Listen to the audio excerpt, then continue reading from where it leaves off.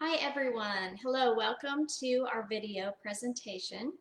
I'm Jeanette with Montana State University Extension's Buy, Eat, Live Better program. And today we're in the kitchen making an easy and simple and quick side dish.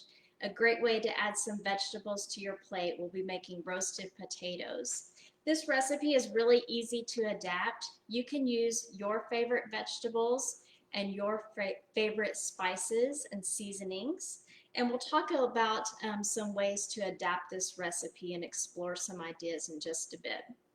But we're starting out with about 5 cups of potatoes. These have already been diced into bite-sized pieces. And I'm just using baking potatoes for this recipe. We don't have to peel them. You can if you'd like, but in this recipe, I'm not going to be peeling the potatoes. I have scrubbed them and washed them really good to remove any soil or dirt that's collected on the potatoes. And even if I was going to remove the skin of the potato, I would still want to wash it.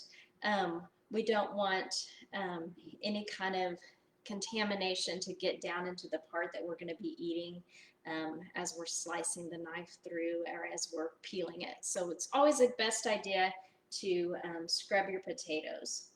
I'm going to just, again, cut these into some bite-sized pieces. So I'll just quickly show you how I'm doing this, keeping my fingertips out of the way. I'm just going to kind of slice through this. And I don't need much more, so I'll just use a little bit here. I'm going to cut these into strips, and then I'll just go back through and give them a quick rough dice. Okay, so we'll add that to our potatoes here that I've got. And then I've already pre-measured a tablespoon of olive oil. Now, olive oil is a good heart-healthy oil, so I'll just be drizzling that over the potatoes as I'm giving them a stir so they get a nice even coat. And then I've also got some seasonings here that I've pre-measured. This is a ½ teaspoon of salt, 3/4 teaspoon of chili powder, 3/4 teaspoon of pepper, and a teaspoon of paprika. It's going to give this kind of a spicy, smoky flavor. So we'll just kind of toss that over our potatoes, give them a stir so they get nicely coated with the oil and with the seasonings. Okay. Again, you can adapt this recipe, and we'll talk about some different spice combinations for different flavor profiles in just a minute. Okay, so I have those evenly coated. And now I've got a baking sheet here that I've already lined with foil. And I'm going to want to spray this with a non-stick spray. And then I'll just spread these potatoes out on the baking sheet and get them in a nice even layer. Okay. And then we're just going to roast these at 400 degrees for about ½ an hour. We'll let them get brown and tender, and so ½ an hour or so. So I'm going to put these in the oven, and I have some potatoes that have already roasted and I would like to show you.